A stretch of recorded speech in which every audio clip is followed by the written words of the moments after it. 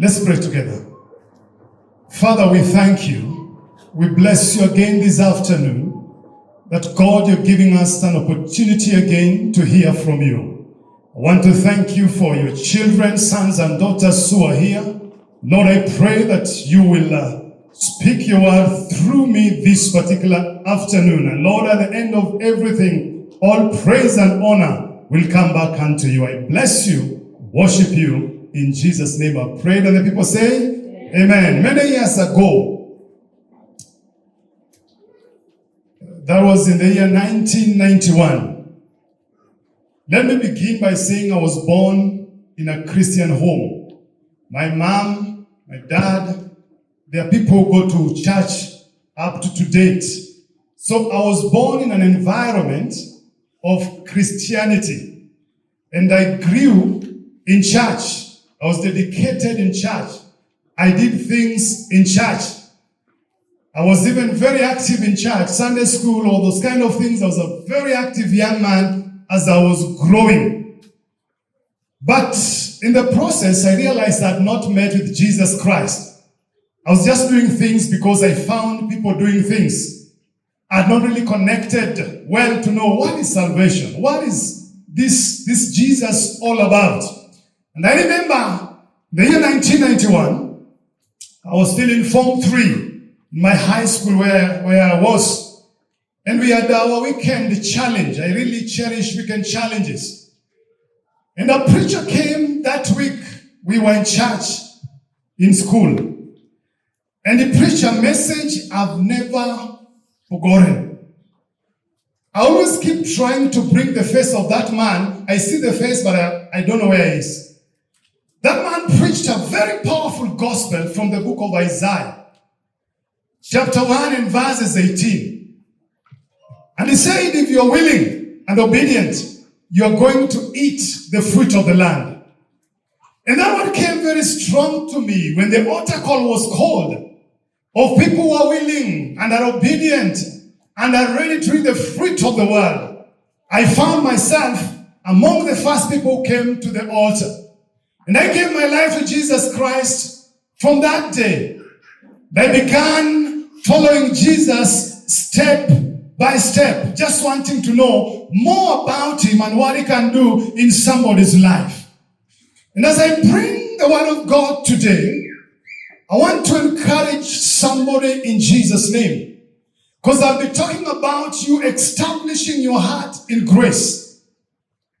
Now I'll be contrasting the law and the grace. I know we have the understanding of the dictionary definition of the law, the rules that people follow, and all those, we have that definition with us. But I'll not be zeroing about the law of the land. I'll be talking about the law of the flesh and the law of God, because it is important to understand the mind of God in this season after you connecting with Jesus Christ. Because if you don't understand what it means by you connecting to Jesus, then you'll still be on the other side. And that's why this afternoon, my objective is very simple, is to help us see the difference between the law and the grace, and then help us from the scriptures establish our hearts in grace. I've said, if you look at the word law in dictionary, there are two definitions I got. I just want to read them very quickly.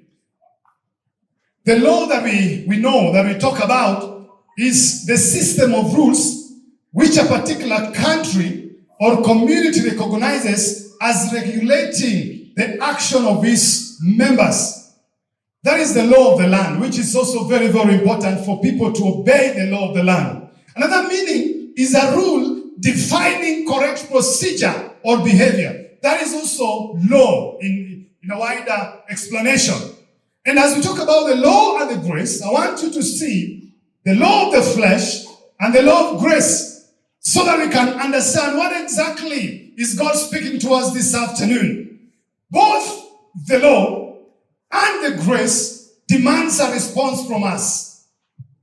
Every time you think about law, you think about works. Because the law demands works from us. Grace demands faith from us. And that's why as a child of God, when you connect with Jesus, you begin a journey of faith. Because the journey of heaven is a journey of faith. Nobody has ever gone to heaven. We are believing God and we are believing the word of God that we are going to heaven. That is a journey of faith. So when we talk about grace, grace demands faith from us as children of God. And when we begin operating by faith, one thing that happens in the spiritual arena is that God becomes pleased with us. Somebody say amen. The Bible says in Hebrews 11:6, without faith it is what? Impossible to please God. So if you want to please God, you must operate by faith. And grace demands that we operate by faith, not by law. Because law will demand that you operate by works. The don'ts and the do's. That is what law will require you to do. And I'll be explaining something as we go on to the glory and honor of God. The way we live the Christian life is by grace. Am I talking to Christians this afternoon? Yes. There are very few Christians here. Am I talking to Christians this afternoon? Yes. Amen. The way to live the Christian life is by grace, not by law. We live by grace. We cannot make works and grace. So anytime I'm talking about the law, don't think about the Kenyan Constitution. I'm talking about works and grace. You cannot mix these two things, because if you mix them, one will be useless. One will be not of importance. And that's why it's important for you to understand that in Jesus' name. I want to read this scripture with us. Romans chapter 6, verses 14. The Bible says, for sin shall not have dominion over you, for you are not under the law, but you are under the grace. If you believe you are under the grace, can you say amen? Amen. The Bible says very clearly, for sin shall not have dominion over you. For you are not under the law, but you are under the grace. If you look at the word shall is used to say something is expected to happen in the future. This thing shall happen. This baby shall be born. This brother and this sister shall marry next year. So when you see the word shall, it is used to show us that something is expected to happen in future. Sometimes when we use the word shall, we are asking somebody for opinion. Shall you do this for me? We are asking for an opinion when we talk about the word shall. And many times we have heard our learned guys, every time there's a constitutional crisis, when that word shall comes, you see how the learned guys try to play around with that word. But the Bible is very clear here. The Bible is saying, for sin shall not. Somebody say amen. The sin shall not. In other words, we don't expect the sin to have dominion over a child of God, because that is settled, that is clear. For the sin shall not have dominion over you, for you are not under the law, but under the grace. We live in a season of grace. We live in a season of the unmerited favor. We live in a season where Jesus has taken our baggage and carried them and said at the cross, it is finished. That is the season we live in. Somebody say amen. In the book of Romans chapter 11 and verses number 6, the Bible says these beautiful words. And if by grace, then it is no longer of works. Very clear statement that if it is by grace, it is no longer of works. Otherwise, grace is no longer grace. Because if you mix works with grace, grace becomes useless. It is no longer grace. But if it is of works, it is no longer grace. Otherwise, works is no longer work. Listen to me, children of God, our young boys, our teenagers who are here, men and women, married, single who are here. Listen to me, child of God. There are these two terms that are very clear outlined in this portion of the scripture. The issue of grace and the issue of work. And I want you to understand the mind of God. Because God wants you to reach that level of privilege, your station of privilege. Because all of us as Christians, we need to reach that place whereby we are enjoying our new position of privilege, or being called children of God, sons of God, because of understanding what Jesus has already done for us as his children. So Paul says, there's no way we can mix grace and works, because when we mix grace and work, one of them will be diluted. One of them will be useless. And as we continue, I want to ask this big question that Paul is asking. And this question all of us should ask every other time. As we talk about grace, we talk about law, we need to ask ourselves this big question. The big question is this: does grace lead to sin? Can I hear from the congregation? Does grace lead to sin? Does it lead to sin? That's what the Bible is telling us. Grace doesn't lead to sin. And does law lead to sin? Let me hear from the congregation. Does law lead to sin? Some people are shaking their heads. They're saying, Pastor, I don't know if law leads to sin. Answer what you know is right. Does law lead to sin? Yes. A big number have it. Law leads to sin. But grace does not lead to sin. The Bible is very, very clear. If you read Romans chapter 6 from verses 1 to 14, you'll see Paul asking some very powerful questions here. Paul is asking, what shall we say then? Shall we continue in sin that the grace may abound? And in verses 2 it says, certainly not. How shall we who died to sin live anymore in it? So, when we have the grace is not a ticket to sin. The grace is a ticket to enjoy our new station of privilege. Somebody say amen. When you begin enjoying the grace of God, you'll begin enjoying the privilege that comes with that position that God is giving you. So we'll try to unpack this big question. Does grace lead to sin? Does law lead to sin? This is the big question that the man of God, Paul, is trying to bring to the understanding of the children of God in the church in Rome. He's trying to help them understand what is the mind of God and what God requires of them. In the book of Romans chapter 7 verses number 1, the Bible says this beautiful thing.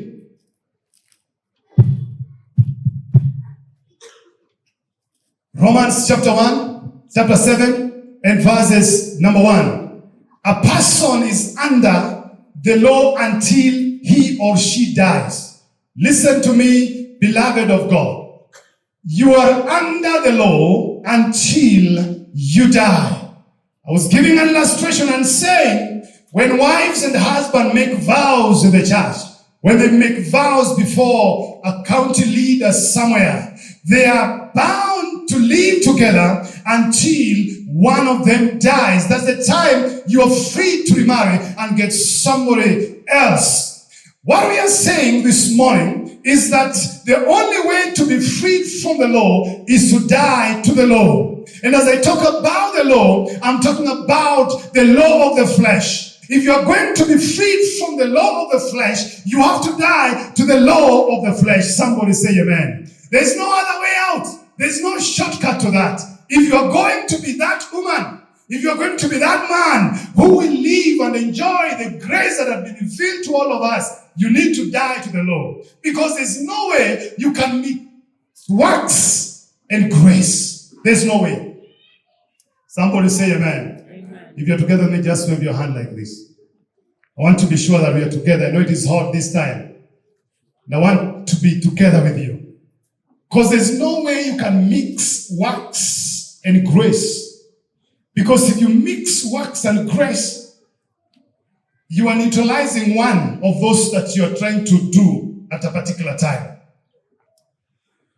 The question we need to ask ourselves, why was the law given? This is a question I know is in the mind of so many people. Why was the law given? As we talk about law and grace, the first thing, the law was given to show us what God is like. How is God?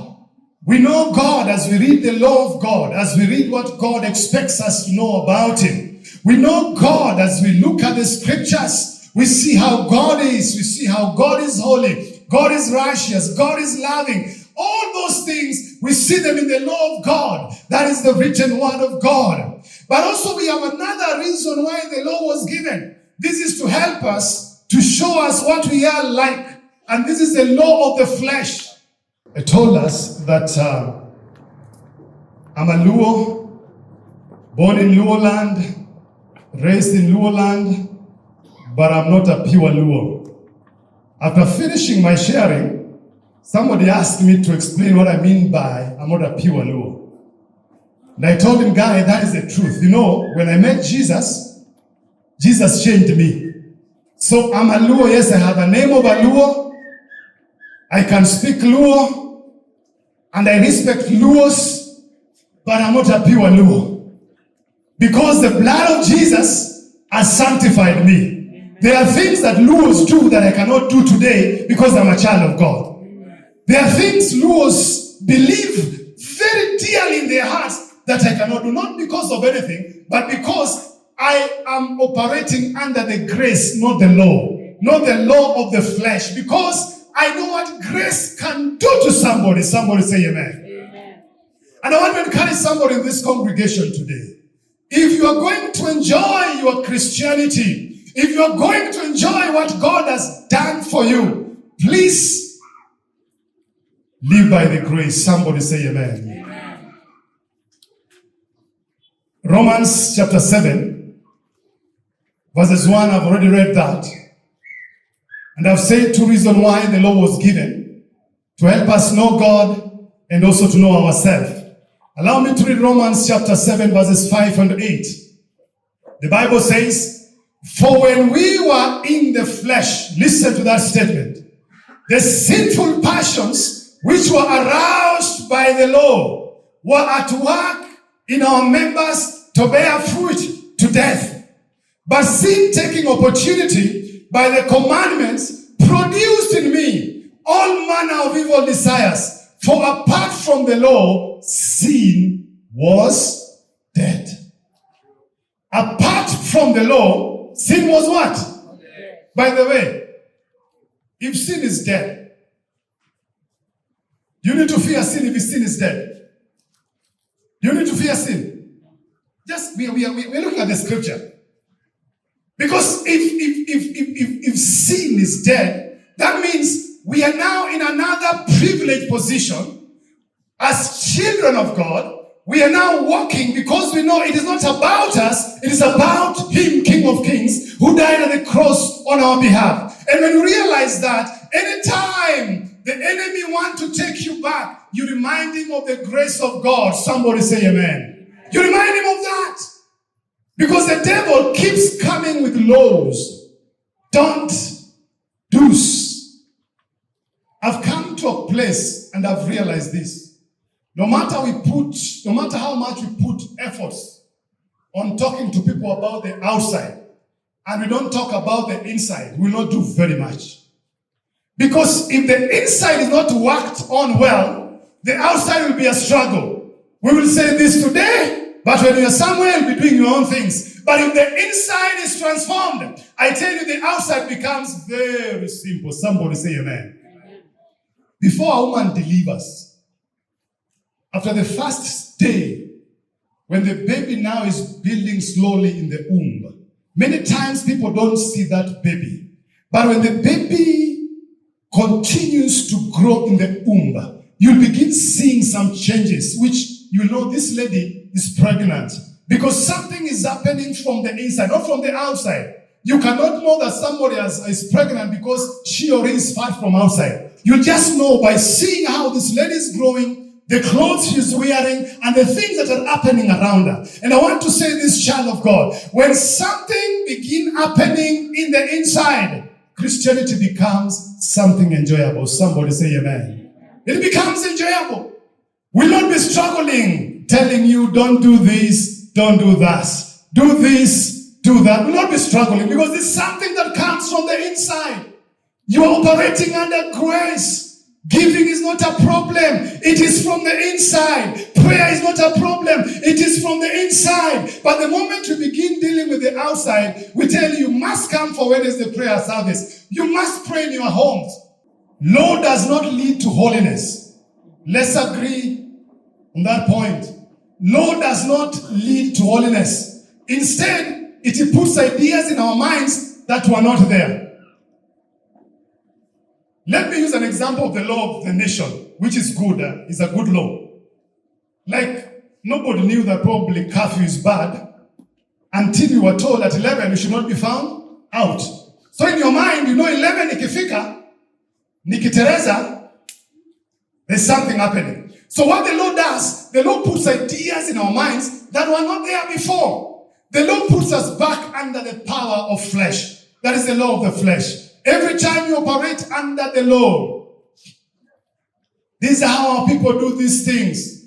This is how we do it in our community. This is how we do it. You find that law puts you back under the power of the flesh. You begin operating under the flesh and not under the grace. And I know I'm speaking to Christians who are born again. If you're truly born again, you should begin saying, God, I want to operate under the grace, because sin will not have dominion over you again, because you're not under the law, but you are under the grace of God. Somebody say amen. Romans chapter 8 and verses number 13. The Bible says, for if you live according to the flesh, you will die. That is the word of God, not Pastor Ibrahim's word. If you live according to the flesh, you will die. But if you live by the Spirit, you put to death the deeds of the body, you will live. Somebody say amen. Amen. I believe we all want to live. Senior? Yes. All of us want to live. Our children, our married couples, single, teenagers who are here, all of us want to live. And the only secret to live is to put to death the flesh. We say flesh, mambo yako na mimi imekwisha. And then you begin living in the Spirit. You put the death of the deeds of your body by the Spirit. That's the way you can only live as a child of God. The Bible says this also in Romans chapter 7 verses 18. The will is there, but the ability is not there. For I know that in me, Ibrahim, that is in my flesh, nothing good dwells. This is what I know. Even as you are listening to me this afternoon, I know that you know that nothing good dwells in you. For to will is present with me. You want to do something good, but many times you find yourself doing something bad because the will is present with you. But how to perform what is good, I don't find. Why? You know, when you're operating under the law of flesh, that is to mean you're throwing out the grace. Because it is by grace that we are born again. It is not by works. There's nothing good that we can do that can merit our salvation. What merits our salvation is the grace of God. Some of us were very bad. Me included. Even if I was born in a Christian home, was a bad man, a bad boy. If you go to my school in Londiani High School, if there are teachers who are still there, ask them about this football captain. Because I was a footballer, I'm a footballer. Go and ask them about this football captain. The nasty thing we did. But God still found me and saved me. Somebody say amen. Amen. It is possible, child of God. It is true. Inside you, there's that will. You want to do something good. But because the law of the flesh is still operating, you find yourself doing something bad. And that's why we are saying this afternoon, can you believe God to establish your hearts on the grace? Because when you establish your hearts on the grace, things will not remain the same. Christ is made of no effect in any area of your life if you are still operating under the law of the flesh. Christ is made of no effect. Listen to me, child of God. If you want to see how powerful Jesus is, if you want to see how powerful Jesus can do things in your life, you need to say no to the law of the flesh and begin saying, God, I believe you. I believe in your word. And I believe in your grace. And you begin operating by the grace, because the grace demands that you operate by faith. Yes, today things are not good. But because you have faith in God, you know that tomorrow things are going to change. Somebody say amen. You know today your children have an issue. But because you are operating under the grace, and the grace demands faith, you are saying, I know it is bad today, but because I believe in him, Jesus Christ, tomorrow I'll be singing a different song. This is because you're operating under the grace. Somebody say amen. Listen to me, somebody who is married here. You cannot settle marriage issues through the law of the flesh. You'll only solve those issues when you are covered by the grace of God. Let me tell somebody this afternoon, there are problems you are going today through that has nothing to do with today. They're just preparing you for tomorrow in your life. And if you allow the grace of God to encompass you, I tell you, you'll be singing a song of celebration. Somebody say amen. The problems you're going through now has nothing to do with today. God is just preparing you. You're going to meet with somebody in the same problem you are in.